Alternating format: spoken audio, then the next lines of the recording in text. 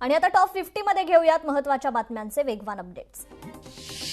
पिकांच्या नुकसानीच्या आकडेवारीसाठी ड्रोनचा वापर करा, मुख्यमंत्री देवेंद्र फडणवीसांचे निर्देश। सरसकट शेतकरी कर्जमाफीसाठी रोहित पवार आक्रमक, आमदार रोहित पवार आज पंढरपूर दौऱ्यावर। काटोलच्या नगराध्यक्ष अर्चना देशमुख यांचं जात प्रमाणपत्र रद्द, निर्णयामुळे शरद पवारांचे राष्ट्रवादी आणि शेकापला धक्का। छत्रपती संभाजीनगरमध्ये जिल्हा बँक निवडणुकीत सावे दानवे आमने सामने, 12 जागांसाठी महायुती आणि महाविकास आघाडीत सामना होणार।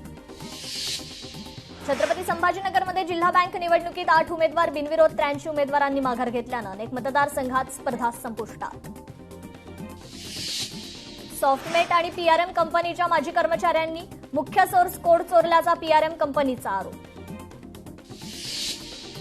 कोल्हापूरच्या फणसवाडीच्या हनुमान संस्थेच्या अवसायनास स्थगिती, मुंबई उच्च न्यायालयाच्या कोल्हापूर सर्किट बेंचचा निर्णय। घरात गळफास घेऊन तरुणाची आत्महत्या, भंडाऱ्यातील ठाणा परिसरात प्रकार, आत्महत्येचं कारण स्पष्ट। सोलापुरातील स्मार्ट मीटर सक्तीविरोधात मनसे आक्रमक, सक्तीनं मीटर बसवला तर मीटर बसवणाऱ्या कर्मचाऱ्यांना चोप देण्याचा इशारा। भिवंडी शहर आणि ग्रामीण भागात रात्रीपासून पावसाची रिपरिप, परिसरात गारवा, वीज खंडित झाल्यानं नागरिक त्रस्त। ठाण्यातील वत्तक नगर परिसरात जोरदार पाऊस, पावसामुळे झाड पडल्यानं 5 गाड्यांचं नुकसान। गणेश मूर्ती कारखान्याला पावसाचा फटका, कारखान्यात पाणी शिरल्यानं गणेश मूर्ती भिजल्या। तर पावसानं मुंबई उपनगर, ठाणे आणि नवी मुंबईला झोडपलं, विक्रोळीमध्ये संरक्षक भिंत कोसळली। जिल्ह्यात मान्सूनचं जोरदार आगमन, वादळी वाऱ्यासह जोरदार पावसाची हजेरी।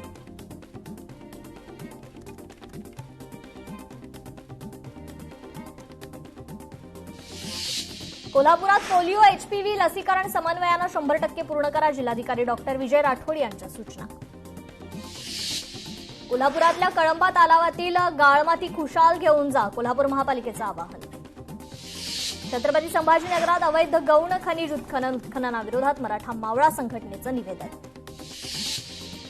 अमरावतीत आरटीओ कर्मचाऱ्यांचा 8 दिवसांचा बेमुदत संप, केरमाखे परिवहन मंत्र्यांच्या आश्वासनानंतर निर्णय। छत्रपती संभाजीनगरमध्ये महिनाभरानंतर वरुण राजाचं दमदार पुनरागमन, पैठण, वैजापूर आणि सिल्लोड तालुक्यात जोरदार पाऊस। तळोदा तालुक्यात अवकाळी पाऊस, बोरवणपाडा परिसरातील संपर्क मार्ग बंद, प्रशासन परिस्थितीवर नियंत्रणासाठी सतर्क।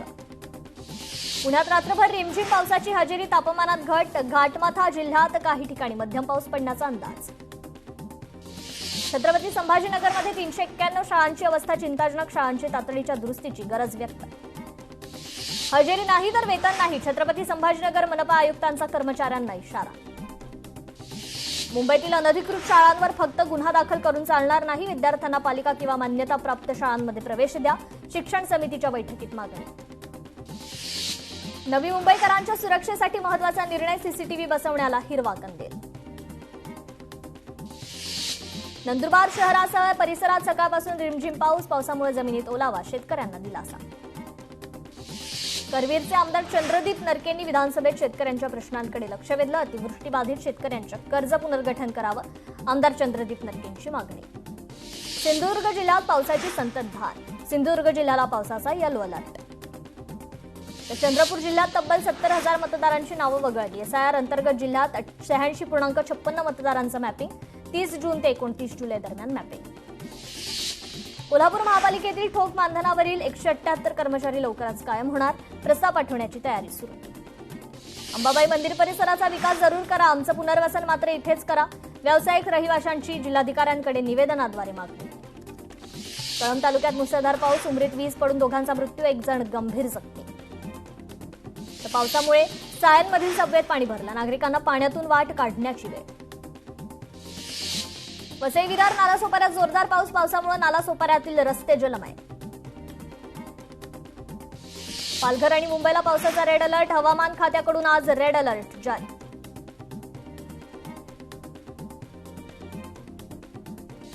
पावसामुळे मुंबईतील अनेक भागात पाणी साचलं, नालेसफाईची कामं अपुरी राहिल्यानं घरांमध्ये पाणी शिरल्याच्या घटना।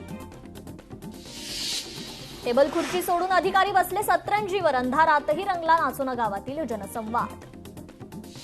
मुंबईत काल सकाळपासून जोरदार पावसाला सुरुवात, मध्यरात्री पावसाचा जोर वाढला, मुंबईसाठी हवामान विभागाकडून रेड अलर्ट। वाशिमच्या मंगरुळपीर तालुक्यात वादळी पावसानं पपई बागांचं नुकसान, वादळी वाऱ्यासह शेतकरी संकटात। पवन मावळात बांधावर भरली शेतीशाळा, महिला शेतकऱ्यांना नैसर्गिक शेतीचे धडे.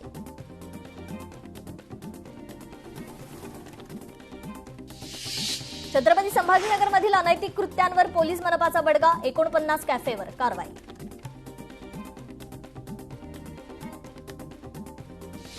आंतरराज्य चोरट्यांच्या टोळीला पकडण्यात यश, नंदुरबार स्थानिक गुन्हे अन्वेषण शाखेची कारवाई.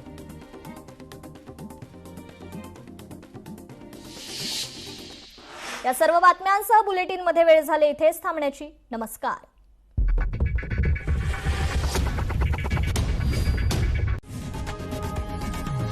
लोकशाही मराठी ऐका, पहा, जागरूक रहा.